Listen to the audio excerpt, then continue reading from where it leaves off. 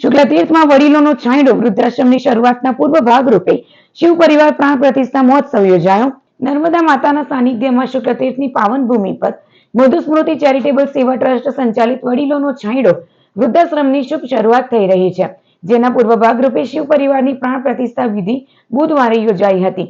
પ્રાણ પ્રતિષ્ઠા વિધિ સવારે 10 કલાકે શરૂ થઈ સાંજે 5 કલાકે સંપન્ન થઈ હતી। મધુ સ્મૃતિ ચેરિટેબલ સેવા ટ્રસ્ટ તથા પરિવાર તરફથી મેનેજિંગ ટ્રસ્ટી કલ્પેશ કુમાર મધુસૂદન શુક્લે તમામ આયોજન કર્યું હતું, જેમાં પ્રાણ પ્રતિષ્ઠા મહોત્સવ અને મહાપ્રસાદીમાં મોટી સંખ્યામાં શ્રદ્ધાળુ અને ભક્તો જોડાયા હતા।